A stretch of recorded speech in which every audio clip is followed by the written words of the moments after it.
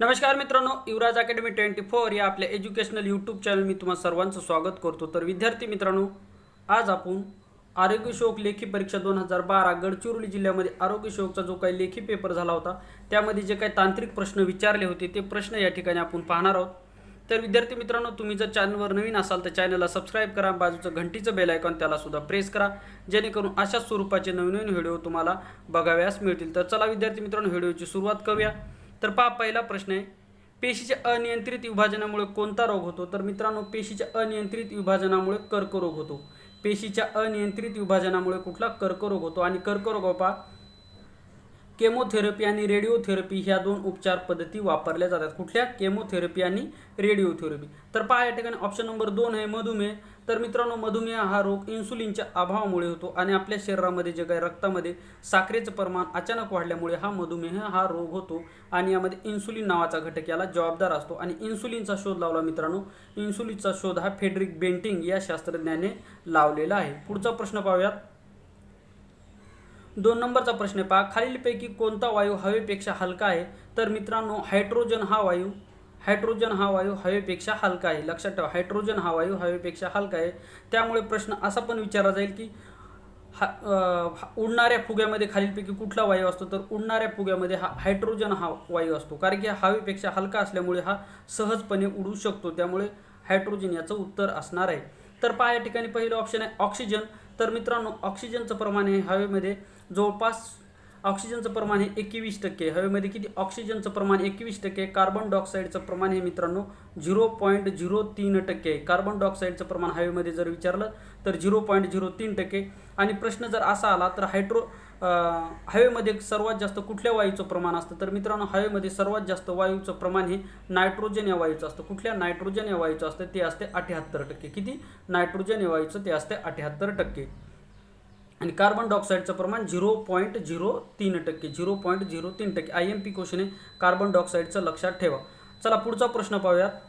पुढचा प्रश्न आहे, कोणत्या ग्रंथीच्या माध्यमातून मानवी शरीराचे तापमान समतोल राखले जाते? तर विद्यार्थी मित्रांनो, हायपोथॅलमस या ग्रंथी माध्यमातून आपल्या शरीराचं जे काही तापमान आहे हे काय झालं? नियंत्रित ठेवलं जातं। कुठली? हायपोथॅलमस ग्रंथी। हायपोथॅलमस हे मेंदूच्या जवळ असतं। आपला जो काही ब्रेन आहे त्याच्या बाजूला हायपोथॅलमस हे नावाची ग्रंथी असते आणि ही ग्रंथी आपल्या शरीराचं तापमान नियमन करण्याचं कार्य करते। तर मानवी शरीराचं सर्वसाधारण तापमान जर विचारलं तर पहा 37 डिग्री सेल्सिअस आहे। किती? 37 डिग्री सेल्सिअस आहे। आणि फॅरेनहाईटमध्ये जर विचारलं तर पहा 98.4 फॅरेनहाईट। मानवी शरीराचं तापमान किती? 98.4 फॅरेनहाईट आहे। आणि डिग्री सेल्सिअसमध्ये जर विचारलं तर सर्वसाधारण 37 डिग्री सेल्सिअस तापमान हे मानवी शरीराचं असतं, लक्षात ठेवा। पुढचा प्रश्न पहा, पेन्सिलिनचा शोध कोणी लावला? तर मित्रांनो, पेन्सिलिनचा शोध हा अलेक्झांडर फ्लेमिंग या शास्त्रज्ञाने पेन्सिलिनचा शोध लावलेला। कुठल्या? अलेक्झांडर फ्लेमिंग या शास्त्रज्ञाने पेन्सिलिनचा शोध लावलेला आहे, लक्षात ठेवा, महत्त्वाचा क्वेश्चन आहे। आणि एडवर्ड जन्नर या पहिला ऑप्शन आहे पहा एडवर्ड जन्नर। तर मित्रांनो, एडवर्ड जन्नर या शास्त्रज्ञाने काही देवीचा रोग आहे त्यावर शोध लावला होता। देवीच्या रोगाचा शोध एडवर्ड जन्नर या शास्त्रज्ञाने लावला होता। आणि पहा या ठिकाणी पहा पाक्चर, लुईक पाक्चर। तर कुत्रा चावल्याच्या नंतर जो काय आपल्याला रेबीज रोग होतो त्यावर जी काही लस आहे ते शोधण्याचं कार्य लुईक पाक्चर या शास्त्रज्ञाने केलेलं आहे। आणि लुईक पाक्चर शास्त्रज्ञाने एक महत्त्वाचा सिद्धांत मांडलेला आहे की जंतूपासून रोग उद्भव हा सिद्धांत कोणी मांडला? तर मित्रांनो, जंतूपासून रोग उद्भव हा सिद्धांत लुईक पाक्चर या शास्त्रज्ञाने मांडलेला आहे। मित्रांनो, व्हिडिओ आवडत असेल तर व्हिडिओला लाईक, शेअर आणि चॅनलवर नवीन असाल तर चॅनलला सबस्क्राईब करा आणि एक कमेंट करायला मात्र विसरू नका। तर चला पुढचा प्रश्न पाहूयात। 5 नंबरचा प्रश्न आहे, कोणत्या ठिकाणी गुणसूत्राची बँक आहे? तर मित्रांनो, चेन्नई या ठिकाणी गुणसूत्राची बँक आहे आणि ही जगातील सर्वात मोठी बँक आहे, लक्षात ठेवा। जगातील सर्वात मोठी गुणसूत्राची बँक कुठली जर विचारलं तर मित्रांनो, चेन्नई ही जगातील सर्वात मोठी गुणसूत्राची बँक आहे। आणि या ठिकाणी पहा एक चेन्नईविषयी लक्षात ठेवा की आता चेन्नईमध्ये मानवी दुधाची बँकसुद्धा काढलेली। मानवी दुधाची भारतातली पहिली बँक कुठल्या शहरात सुरू झाली असं जर तुम्हाला जर प्रश्न आला तर मित्रांनो, चेन्नई या ठिकाणी। आणि चेन्नई ही तामिळनाडू म्हणजे मद्रास या राज्याची राजधानी आहे, लक्षात ठेवा, चेन्नई। आणि भारतातली पहिली महानगरपालिका विचारली तर चेन्नई या ठिकाणी भारतातली पहिली महानगरपालिका इंग्रजांनी सुरू केली होती, लक्षात ठेवा। पुढचा प्रश्न पाहूयात आता। 6 नंबरचा प्रश्न, खालीलपैकी कोणते कोठे हत्तीरोग संशोधन केंद्र आहे? तर मित्रांनो वर्धा या ठिकाणी हत्तीरोग संशोधन केंद्र आहे आणि हत्ती रोगाचा रक्त नमुना हा नेहमी रात्रीलाच घेतला जातो. कुठल्या हत्ती रोगाचा रक्त नमुना नेहमी रात्री घेतला जातो. आणि परीक्षेला हमेशा विचारला जाणारा प्रश्न म्हणजे हत्ती रोग हा कशामुळे होतो? तर विद्यार्थी मित्रांनो हत्ती रोग हा क्युलेक्स नावाचा डास चावल्यामुळे होतो. कुठला? क्युलेक्स नावाचा डास चावल्यामुळे आपल्याला हत्तीपाय रोग होत असतो, लक्षात ठेवा. पुढचा प्रश्न पहा, 7 नंबरचा प्रश्न, रक्तातील तांबड्या पेशीचा नाश होणे हे कोणत्या रोगाचे लक्षण आहे? तर रक्तातील तांबड्या पेशीचा नाश होणे हे मलेरिया रोगाचं लक्षण आहे. IMP क्वेश्चन आहे. पहा, रक्तातील तांबड्या पेशीचा नाश होणे हे कशाचं आहे? तर मलेरिया रोगाचं लक्षण आहे. आणि मलेरिया होतो कशामुळे? तर मित्रांनो मलेरिया हा अनाफिलीस डासाची मादी चावल्यामुळे मलेरिया हा रोग होतो. अनाफिलीस डासाची मादी चावल्यामुळे. आणि मलेरियाचा अधिशयन काळ जर विचारला तर मलेरियाचा अधिशयन काळ हा 10 ते 14 दिवसाचा आहे, लक्षात ठेवा. IMP क्वेश्चन आहे. मोतीबिंदू हा रोग कशाशी संबंधित? तर मित्रांनो मोतीबिंदू हा आपल्या डोळ्याशी संबंधित असलेला आजार आहे. आता क्षयरोगविषयी माहिती पाहूया. पहा, या ठिकाणी पहिलं ऑप्शन आहे क्षय. तर क्षयरोगाचा शोध, क्षयरोग म्हणजे TB ट्युबरक्लोसिस. क्षयरोगाचा शोध हा रॉबर्ट कॉक या शास्त्रज्ञांनी लावलेला असून क्षयरोग हा जीवाणूजन्य रोग आहे. क्षयरोग हा जीवाणूजन्य रोग आहे, लक्षात ठेवा. आणि क्षयरोगाचे लक्षण पहा, ज्या व्यक्तीला क्षयरोग झाला त्या व्यक्तीला जवळपास 2 आठवड्यापेक्षा जास्त खोकला असतो. रक्ताद्वारे सुद्धा त्याच्या शरीरा म्हणजे रक्ताद्वारे खोकल्याद्वारे त्याचे रक्त पडत असते, लक्षात ठेवा. पुढचा प्रश्न पाहूयात, पोलिओ प्रतिबंधक लस कोणी शोधली? तर मित्रांनो ऑप्शन नंबर 3, पोलिओ प्रतिबंधक लस ही डॉक्टर साल्क या शास्त्रज्ञांनी शोधली. पहा, पोलिओ प्रतिबंधक लस, पोलिओसाठी 2 लस आहेत, लक्षात ठेवा. तर इकडं साबिन नावाची लस आहे. साबिन नावाची लस ही तोंडाद्वारे दिली जाते. ही साबिन नावाच्या शास्त्रज्ञांनी शोधलेली आहे.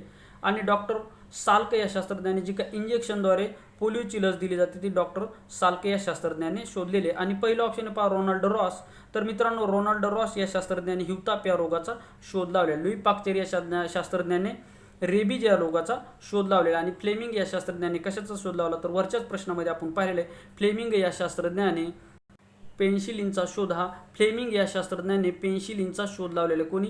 फ्लेमिंग या शास्त्रज्ञाने पेन्सिलिनचा शोध लावलेला आहे. पुढे पहा, मानवी शरीरातील लहान आतड्याची लांबी किती असते? तर मानवी शरीरातील लहान आतड्याची लांबी ही 6 ते 8 मीटर असते. किती? 6 ते 8 मीटर मानवी शरीरातील लहान आतड्याची लांबी असते. आणि पहा, मोठ्या आतड्याची लांबी जर विचारली तर मित्रांनो मोठ्या आतड्याची लांबी ही जवळपास 2 ते 2.5 मीटर ही मोठ्या आतड्याची लांबी असते. तर आपल्या अन्नाचं जर पूर्ण पचन जर कुठं होत असेल तर आपल्या अन्नाचं पूर्ण पचन हे लहान आतड्यामध्ये होत असतं, लक्षात ठेवा. ऑप्शन नंबर 3 आहे या प्रश्नाचं उत्तर. पुढचा प्रश्न जाऊयात. पुढच्या प्रश्नाकडे जाऊयात आता. पुढचा प्रश्न पहा 10 नंबरचा, आधुनिक परिचारिकेचे जनक कोणाला म्हणतात? तर मित्रांनो आधुनिक परिचारिकेचे जनक हा फ्लॉरेन्स नाइटिंगेल यांना आधुनिक परिचारिकेचे जनक असे म्हणतात. आणि पहा, परीक्षेला हमेशा विचारला जाणारा प्रश्न म्हणजे की 12 मे, लक्षात ठेवा. 12 मे हा दिवस कोणाचा जन्मदिवस म्हणून, परिचारिका दिन म्हणून साजरा केला जातो? फ्लॉरेन्स नाइटिंगेल यांचा दिवस हा 12 मे हा जागतिक परिचारिका दिन म्हणून साजरा केला जातो, लक्षात ठेवा. IMP क्वेश्चन आहे. पुढचा प्रश्न पहा. तत्पूर्वी पहा, एक मेरी क्युरी आणि पेरी क्युरी यांनी रेडियमचा शोध लावला, लक्षात ठेवा. मेरी क्युरी आणि पेरी क्युरी यांनी कशाचा? रेडियमचा शोध लावलेला आहे, लक्षात ठेवा. पुढचा ऑप्शन आहे पहा मदर तेरेसा. तर मित्रांनो मदर तेरेसा यांना शांततेचा नोबेल पुरस्कार हा 1979 मध्ये मिळाला आहे. मदर तेरेसा ह्या शांततेच्या पुरस्कर्त्या आहेत, लक्षात ठेवा. पुढचा प्रश्न पहा. आता सावित्रीबाई फुले विषयी एक प्रश्न विचारला जातो. तर सावित्रीबाई फुले हा भारतातल्या पहिल्या महिला शिक्षिका आहेत. पहिल्या महिला शिक्षिका आणि मुख्याध्यापिका आहे सावित्रीबाई फुले. पुढचा प्रश्न पहा. पुढीलपैकी कोणता रक्तगट सर्वयोग्य दाता म्हणून ओळखला जातो? तर मित्रांनो O हा रक्तगट सर्वयोग्य दाता म्हणून ओळखला जातो. O रक्तगट सर्वयोग्य दाता. आणि सर्वयोग्य ग्राही जर विचारलं तर AB हा रक्तगट सर्वयोग्य ग्राही मानला जातो. आणि परीक्षेला हमेशा विचारला जाणारा प्रश्न म्हणजे रक्तगटाचा शोध कोण लावला? तर विद्यार्थी मित्रांनो कार्ल लँडस्टीनर हा ऑस्ट्रेलियाचा शास्त्रज्ञ होता. या शास्त्रज्ञाने रक्तगटाचा शोध लावलेला आहे. कोणी? कार्ल लँडस्टीनर या शास्त्रज्ञाने रक्तगटाचा शोध लावला आणि तो ऑस्ट्रेलिया देशाचा होता, लक्षात ठेवा. पुढचा प्रश्न पहा. आयोडीनच्या कमतरतेमुळे होणारा रोग कोणता? तर आयोडीनच्या कमतरतेमुळे मित्रांनो गलगंड हा रोग होतो. गलगंड म्हणजे थायरॉइड ग्रंथीला आलेली सूज आयोडीनच्या कमतरतेमुळे. तर पहा 21 ऑक्टोबर हा दिवस आयोडीन दिन म्हणून साजरा केला जातो. 21 ऑक्टोबर, लक्षात ठेवा. हे जे काही दिनविशेष आहे हे सुद्धा परीक्षेच्या दृष्टिकोनातून अत्यंत IMP आहे. तर 21 ऑक्टोबर हा दिवस जागतिक आयोडीन दिन म्हणून साजरा केला जातो. पहिला ऑप्शन पहा मधुमेह, याच्याविषयी मी तुम्हाला माहिती दिलेली आहे. पोलिओ विषयी सुद्धा मी तुम्हाला माहिती दिली आहे. तर पोलिओ हा चेता संस्थेवर हल्ला करत असतो आणि पोलिओ हा 5 वर्षाखालील मुलांना होत असतो, लक्षात ठेवा. 13 नंबरचा प्रश्न पहा. खालीलपैकी कोणत्या रोगाचा प्रसार उंदरामुळे होतो? तर प्लेग या रोगाचा प्रसार या उंदरामुळे होतो. कुठल्या? प्लेग या रोगाचा प्रसार हा उंदरामुळे होत असतो. आणि प्लेग रोग हा पिसवापासून पसरतो. कशापासून? पिसवा. ज्या उंदराच्या अंगावर जे काय पिसवा असतात त्यापासून प्लेग रोग पसरतो. आणि प्लेग रोग हा जीवाणूजन्य रोग आहे, म्हणजे बॅक्टेरियापासून प्लेग रोग होतो. आणि प्लेग रोगाविषयी एक माहिती असू द्या. प्लेग रोग एकदा झाल्याच्या नंतर परत कधीही होत नाही. प्लेग आणि कांजण्या हे रोग एकदा मानवाला झाल्याच्या नंतर परत कधीही होत नाहीत, लक्षात ठेवा. ऑप्शन नंबर 1 आहे या प्रश्नाचं उत्तर. पुढचा प्रश्न पहा. राष्ट्रीय आयुर्वेद विद्यापीठ कुठे आहे? तर मित्रांनो, राष्ट्रीय IMP क्वेश्चन आहे. ह्या संस्था हमेशा परीक्षेला विचारल्या जातात. तर राष्ट्रीय आयुर्वेद विद्यापीठ कुठे आहे? तर पहा, दिल्ली या ठिकाणी आयुर्वेद विद्यापीठ आहे. दिल्ली या ठिकाणी राष्ट्रीय आयुर्वेद विद्यापीठ आहे. आणि एक प्रश्न हमेशा विचारला जातो परीक्षेला की राष्ट्रीय एड्स संशोधन संस्था कुठे आहे? तर राष्ट्रीय एड्स संशोधन संस्था भोसरी पुणे या ठिकाणी आहे. आणि राष्ट्रीय एड्स नियंत्रण संशोधन आलं तर पुणे, आणि राष्ट्रीय एड्स नियंत्रण संस्था जर आलं तर दिल्ली या ठिकाणी राष्ट्रीय एड्स नियंत्रण संस्था आहे, लक्षात ठेवा. हे 2-3 जे काही प्रश्न आहेत हे हमेशा परीक्षेला विचारले जातात, IMP आहेत, लक्षात ठेवा. पुढचा प्रश्न पहा 15 नंबरचा. 15 नंबरचा प्रश्न आहे. राष्ट्रीय विज्ञान दिन म्हणून केव्हा साजरा केला जातो? तर मित्रांनो, राष्ट्रीय विज्ञान दिन हा 28 फेब्रुवारी राष्ट्रीय विज्ञान दिन म्हणून साजरा केला जातो. तर हा CV रमन यांच्या, हा भारतीय शास्त्रज्ञ होता, CV रमन यांच्या ज्या काही जन्मदिवस आहे त्यांच्या जन्मदिनाच्या दिवशी हा दिवस साजरा केला जातो. कुठला? 28 फेब्रुवारी हा राष्ट्रीय विज्ञान दिन म्हणून साजरा केला जातो. तर 27 फेब्रुवारी हा दिवस काय म्हणून साजरा केला जातो हे तुम्ही कमेंट बॉक्समध्ये मला नक्की सांगा. विवा शिरवाडकर यांचा हा जन्मदिवस आहे. कुणाचा? विवा शिरवाडकर यांचा जन्मदिवस आहे. 27 फेब्रुवारी काय दिवस म्हणून साजरा केला जातो? पुढचा प्रश्न पहा. जागतिक लोकसंख्या दिन म्हणून कुठला दिवस पाळला जातो? तर जागतिक लोकसंख्या दिन म्हणून 11 जुलै हा दिवस जागतिक लोकसंख्या दिन म्हणून साजरा केला जातो. कुठला? 10 जुलै हा जागतिक लोकसंख्या दिन म्हणून साजरा केला जातो. आणि 10 जुलै लक्षात ठेवा. 11 जुलै हा जागतिक लोकसंख्या दिन, लक्षात असं ठेवा. 11 जुलै हा जागतिक लोकसंख्या दिन आणि 10 जुलै हा जागतिक मातृदिन म्हणून साजरा केला जातो. 10 जुलै हा दिवस जागतिक मातृदिन म्हणून साजरा केला जातो. जागतिक मातृदिन आणि जागतिक लोकसंख्या दिन हे एकामागे एक आहे, लक्षात ठेवा. मातृदिन 10 जुलै आणि जागतिक लोकसंख्या दिन हा 11 जुलै आहे, लक्षात ठेवा. पुढचा प्रश्न पहा. मानवी शरीरात गुणसूत्राचे एकूण किती जोडे असतात? तर मानवी शरीरामध्ये गुणसूत्राचे एकूण 23 जोडे असतात. किती? मानवी शरीरामध्ये गुणसूत्राचे एकूण 23 जोडे असतात. त्यापैकी 22 जोड्या ह्या अलिंगी असतात. 22 जोड्या ह्या अलिंगी असतात. तर त्यातली एक जोडी ही लिंग गुणसूत्राची असते. एक जोडी ही लिंग गुणसूत्राची असते. आणि परीक्षेला विचारला जाणारा हमेशा एक प्रश्न म्हणजे की जे होणारं बाळ आहे त्या बाळाचं लिंग कोणावर ठरत असतं? आई की वडिलावर? तर मित्रांनो, होणाऱ्या बाळाचं लिंग हे वडिलाकडून ठरत असतं. कुणाकडून ठरत असतं? वडिलाकडून ठरत असतं. तर पहा या ठिकाणी आईकडून X आणि वडिलाकडून X आणि Y हे गुणसूत्र असतात.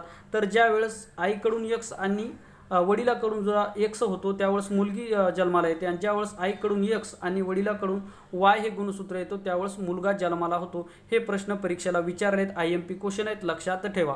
पुढचा प्रश्न पहा. मानवी शरीरात स्नायू मांसपेशीच्या किती जोड्या असतात? तर मित्रांनो, मानवी शरीरामध्ये स्नायू पेशीच्या एकूण 250 जोड्या आहेत. किती? स्नायू पेशीच्या जर जोड्या विचारला तर 250 आहेत.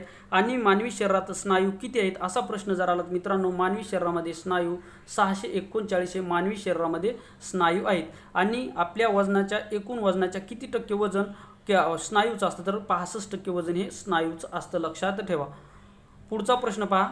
65% पाण्याचं प्रमाण हे स्नायूमध्ये असतं. 65% पाण्याचं प्रमाण हे स्नायूमध्ये असतं.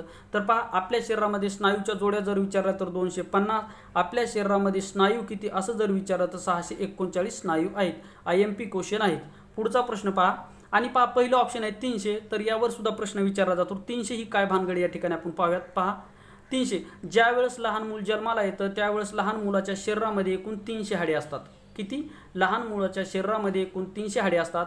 आणि ज्या वेळेस तोचा विकास होत असतो, त्या लहान मुलाचा विकास होतो, म्हणजे ज्यावेळेस ते लहानाचं मोठं होतं त्यावेळेस ज्यावेळेस प्रौढ माणूस होतो त्यावेळेस त्याच्या शरीरामध्ये 206 हाडे असतात. किती? म्हणजे आपण पहा, आता आपण प्रौढ आहेत तर आपल्या शरीरामध्ये 206 हाडे आहेत. आणि जे काही छोटं मुलं असतं त्याच्या शरीरामध्ये एकूण 300 हाडे असतात. IMP क्वेश्चन आहे, लक्षात ठेवा. पुढचा प्रश्न पहा. पोलिओ शरीराच्या कोणत्या भागास इजा करतो? तर पोलिओ शरीराच्या मज्जासंस्था या भागावर इजा करत असतो. कुठे? मज्जासंस्थेवर इजा पोलिओ हा रोग करत असतो. पुढे पहा.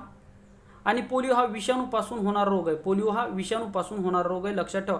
परीक्षेला प्रश्न विचारले जातात, विषाणूपासून होणारे रोग कोणते, जीवाणूपासून होणारे रोग कोणते, तर तुम्हाला माहीत असले पाहिजे विषाणूपासून होणारे रोग कोणते आहेत आणि जीवाणूपासून होणारे रोग कोणते आहेत. तर मित्रांनो पहा या ठिकाणी पोलिओ हा रोग विषाणू पासून होतो. हा प्रश्न पहा, मानवी त्वचेखाली संबंधित असलेला रोग कोणता, मानवी त्वचेशी संबंधित असलेला रोग कोणता, तर मित्रांनो खरूज आणि या ठिकाणी पहा खरूज हा मानवी त्वचेला होत असतो आणि एक्झिमा हा रोग सुद्धा मानवी त्वचेलाच होत असतो. म्हणून यापैकी ए आणि बी या ठिकाणी याचं उत्तर आहे. तर पहा मानवी शरीराशी संबंधित जो कुठले आजार असतात हे आजार परीक्षेला विचारले जातात. उदाहरणार्थ पहा मधुमेह हा आपल्या पानथरी या भागाला होत असतो. आणि डबल एक प्रश्न विचारला जातो, फ्लोरोसिस हा आजार कशाशी संबंधित, तर मित्रांनो फ्लोरोसिस हा आजार आपल्या छातीशी संबंधित असलेला आहे. आणि गॅग्रीन हा सुद्धा आजार विचारला जातो, तर गॅग्रीन हा आजार आपल्या पायाशी संबंधित असलेला आजार आहे. अशा आपल्या शरीराचे अवयव आणि त्याला होणारे कुठले रोग यावर सुद्धा परीक्षेला प्रश्न विचारले जातात. या टॉपिकवर सुद्धा मी ऑलरेडी एक व्हिडिओ बनवलेला आहे, त्यामुळे तुम्ही जाऊन तो व्हिडिओ आपल्या चॅनलवर जाऊन नक्की पहा. तर चला पुढचा प्रश्न पाहूयात 21 नंबरचा. रक्तपेशी किती प्रकारचे असतात, तर रक्तपेशी पहा एकूण 3 प्रकारचे असतात. पहा या ठिकाणी रक्तपेशी एकूण 3 प्रकारचे असतात. तर त्या पहा आपलं रक्त 2 घटकाचं बनलेलं लक्षात ठेवा, एक म्हणजे पेशी आणि दुसरं म्हणजे द्रव्य. आपलं रक्त प्रश्न असा पण विचारलेला मानवी रक्त हे किती प्रकारे बनलेले आहे, तर मित्रांनो मानवी रक्त हे एकूण 2 प्रकारे बनलेले पहा, म्हणजे 2 घटकाचं मिळून बनले, एक म्हणजे पेशी आणि दुसरं म्हणजे रक्त, एक म्हणजे पेशी आणि दुसरं म्हणजे पाणी, एक म्हणजे रक्त आणि दुसरं म्हणजे पाणी. तर लक्षात ठेवा पेशीचा जर आपण विचार जर केला तर रक्तामध्ये आरबीसी, डब्ल्यूबीसी आणि प्लेटलेट्स असतात.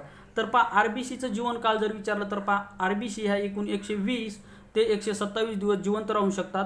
डब्ल्यूबीसी ह्या केवळ 3 ते 4 दिवस जिवंत राहू शकतात. आणि प्लेटलेट्स काय महत्त्वाचं कार्य करतात, आपल्या शरीराला जर कुठे जखम झाली असेल तर आपल्या शरीराचं रक्त त्या जखमेवरचं रक्त गोठण्याचं कार्य हे प्लेटलेट्स करत असतात. म्हणजे जो काय आपला रक्तप्रवाह आहे त्याला खंडित करण्याचं कार्य हे प्लेटलेट्स करत असतात. आणि डब्ल्यूबीसी लक्षात ठेवा, तर आपल्या शरीरामध्ये ज्यावेळेस विषाणू आणि जीवाणू याचा प्रवेश होतो त्यावेळेस त्यांच्या विरुद्ध लढा देण्याचं कार्य किंवा त्यांना नष्ट करण्याचं कार्य डब्ल्यूबीसी करतात. म्हणून या डब्ल्यूबीसीला मानवी शरीराचे सैनिक असे म्हणतात. प्रश्न असा जर आला तर मानवी शरीराचे सैनिक म्हणून रक्तातील कुठल्या पेशी ओळखल्या जातात, तर मानवी शरीराचे सैनिक म्हणून रक्तातील डब्ल्यूबीसी म्हणजे तांबड्या पेशी ओळखल्या जातात. IMP क्वेश्चन आहे. पुढचा प्रश्न पहा 22 नंबरचा. कोवळ्या उन्हामुळे मनुष्यास जीवनसत्व मिळते, तर मित्रांनो कोवळ्या उन्हामुळे आपल्याला ड जीवनसत्व मिळते. कुठलं ड जीवनसत्व मिळते, आणि प्रश्न असा विचारला जाईल की तुम्हाला मानवी शरीर कुठले 2 जीवनसत्व निर्माण करते, तर मित्रांनो ड आणि के जीवनसत्व हे मानवी शरीर निर्माण करत असतं, ड आणि के जीवनसत्व. तर पहा ज्यावेळेस आपण कोवळ्या उन्हामध्ये उभे राहतो त्यावेळेस आपल्या त्वचेच्या खाली इर्गेस्ट्रॉल नावाचा एक घटक असतो, त्या घटकाचं रूपांतर ड जीवनसत्वामध्ये होत असतं. कशामुळे, कोवळ्या सूर्यकिरणामुळे. तर पुढचा प्रश्न पहा, आणि ड जीवनसत्वाच्या अभावामुळे मुळदूस हा रोग होतो. कुठला मुळदूस हा रोग होतो, आणि हा रोग सहसा लहान मुलामध्ये पाहावयास मिळतो. पुढचा प्रश्न, मानवी शरीरातील सर्वात मोठी ग्रंथी कुठली, IMP क्वेश्चन आहे मित्रांनो. मानवी शरीरातील सर्वात मोठी ग्रंथी तर यकृत ही मानवी शरीरातील सर्वात मोठी ग्रंथी आहे. आणि यकृताचा अभ्यास हा हिपॅटॉलॉजी या शास्त्रामध्ये केला जातो. कुठल्या, हिपॅटॉलॉजी या शास्त्रामध्ये यकृताचा अभ्यास केला जातो. आणि यकृताचा जर आकार विचारला तर यकृताचा आकार हा इंग्रजी जे या अक्षरासारखा आहे. कुठल्या, इंग्रजी जे या अक्षरासारखा आहे, लक्षात ठेवा. पुढचा प्रश्न पहा, थुंकीतून रक्त पडणे हे कोणत्या रोगाचे लक्षण आहे, तर थुंकीतून रक्त पडणे हे क्षय या रोगाचे लक्षण आहे. क्षय हा रोग जीवाणूपासून होतो आणि क्षयरोग म्हणजे TB, त्याला ट्युबरक्लोसिस असे म्हणतात. याचा शोध रॉबर्ट कॉक या शास्त्रज्ञांनी लावलेला आहे. पुढचा प्रश्न पहा, उंदरामुळे होणारा आजार कोणता, तर उंदरामुळे होणारा आजार आहे प्लेग. हा रोग उंदरामुळे होतो आणि हा जीवाणूजन्य रोग आहे. एकदा झाल्याच्या नंतर परत माणसाला कधी होत नाही, लक्षात ठेवा. पुढचा प्रश्न पहा आता 26 नंबरचा प्रश्न आहे, कुत्रा चावल्यामुळे होणाऱ्या लसीचा शोध कोणी लावला, तर पहा कुत्रा चावल्यामुळे आपल्याला कुठला रोग होतो, तर कुत्रा चावल्यामुळे आपल्याला रेबीज हा रोग होतो. कुठला, रेबीज, त्याला हायड्रोफोबिया सुद्धा म्हणतात, लक्षात ठेवा, त्याला हायड्रोफोबिया सुद्धा म्हणतात. त्याचा शोध कोणी लावला, तर हा लुई पाश्चर या शास्त्रज्ञांनी याचा शोध लावलेला आहे. पुढचा प्रश्न पहा, कोणत्या जीवनसत्वाच्या अभावी वांझपणा येतो, तर मित्रांनो ई जीवनसत्वाच्या अभावामुळे वांझपणा येतो. कुठल्या, ई जीवनसत्वाच्या अभावामुळे. पहा जीवनसत्व पाण्यात विरघळणारी जीवनसत्व कुठले, मेदात विरघळणारी जीवनसत्वे, त्या जीवनसत्वाच्या अभावामुळे कुठल्या प्रकारचे आजार होतात, अशा स्वरूपाचे प्रश्न परीक्षेला विचारले जातात. तर पहा या ठिकाणी कोणत्या जीवनसत्वाच्या अभावामुळे वांझपणा हा रोग होतो, तर ई जीवनसत्वाच्या अभावामुळे वांझपणा होतो. आणि प्रश्न बऱ्याच वेळेस जीवनसत्व व त्याचे शास्त्रीय नाव याच्यावर सुद्धा प्रश्न विचारले. तर ई जीवनसत्वाचं शास्त्रीय नाव लक्षात ठेवा, टोकोफेरॉल हे ई जीवनसत्वाचं शास्त्रीय नाव. कुठल्या? टोकोफेरॉल हे ई जीवनसत्वाचं शास्त्रीय नाव आहे. तर मूळ प्रश्न आपला काय, कोणत्या जीवनसत्वाच्या अभावामुळे वांझपणा होतो, तर ई जीवनसत्वाच्या अभावामुळे वांझपणा होतो. तर अ जीवनसत्वाच्या अभावामुळे रात आंधळेपणा होतो, क जीवनसत्वाच्या अभावामुळे स्कर्वी हा रोग होतो, तर ब जीवनसत्वाच्या अभावामुळे बेरी हा रोग होतो. या प्रश्नाच्या अनुषंगाने जे काही विश्लेषण करते परीक्षेच्या दृष्टिकोनातून खूप महत्त्वाचं आहे. पुढचा प्रश्न पहा 28 नंबरचा, कुष्ठरोगाचे जंतू कोणी शोधून काढले, तर कुष्ठरोगाचे जंतू हे पहा डॉक्टर हॅन्सन या शास्त्रज्ञाने शोधून काढले. आणि डॉक्टर हॅन्सन हा शास्त्रज्ञ नॉर्वे देशाचा होता. कुठल्या? नॉर्वे देशाचा हा डॉक्टर हॅन्सन शास्त्रज्ञ होता. आणि 1873 मध्ये यांनी कुष्ठरोगाचा शोध लावला. कुठला? 1873 मध्ये त्यांनी कुष्ठरोगाचा शोध लावलेला आहे. आणि कुष्ठरोग हा अनुवंशिक रोग नाही. प्रश्न स्टेटमेंट वाईज विचारला जातो, तर कुष्ठरोग हा अनुवंशिक रोग आहे, कुष्ठरोग हा विषाणूपासून होतो, अशा स्वरूपाचे प्रश्न विचारले जातात. तर पहा कुष्ठरोग हा फक्त अनुवंशिक रोग नाही, म्हणजे एका पिढीकडून दुसऱ्या पिढीकडे ट्रान्सफर होणारा रोग नाही, म्हणजे कुष्ठरोग हा अनुवंशिक नसलेला रोग आहे, लक्षात ठेवा. कुष्ठरोगाचा शोध डॉक्टर हॅन्सन याने लावला, म्हणून याला हॅन्सन डिसीज सुद्धा म्हणतात. असा प्रश्न विचारला जाईल की हॅन्सन डिसीज म्हणून कुठला रोग ओळखला जातो, तर हॅन्सन डिसीज म्हणून हा कुष्ठरोग ओळखला जातो. आणि कुष्ठरोगावर पहा कुठल्या गोळ्या वापरल्या जातात, हे सुद्धा तुम्हाला बऱ्याच वेळेस प्रश्न विचारले जातात. तर कुष्ठरोगावर पहा डेप्सॉन नावाच्या गोळ्या वापरल्या जातात. कुठल्या? कुष्ठरोगावर डेप्सॉन नावाच्या गोळ्या वापरल्या जातात. तर रॉबर्ट कॉक यांनी टीबी या रोगाचा शोध लावला. एडवर्ड जन्नर यांनी देवीची लस शोधून काढली. 29 नंबरचा प्रश्न पहा, कोणत्या फळामध्ये क जीवनसत्व अधिक प्रमाणात असते, तर मित्रांनो पहा या ठिकाणी करवंद आणि आवळा. या ठिकाणी आवळा नसल्यामुळे या ठिकाणी करवंद आपल्याला उत्तर लिहावं लागेल. तर पहा आवळामध्ये क जीवनसत्व विपुल प्रमाणात असते, तर या ठिकाणी करवंद दिले, त्यामुळे आवळा आणि करवंद या दोन्ही सुद्धा तुम्ही लक्षात ठेवा.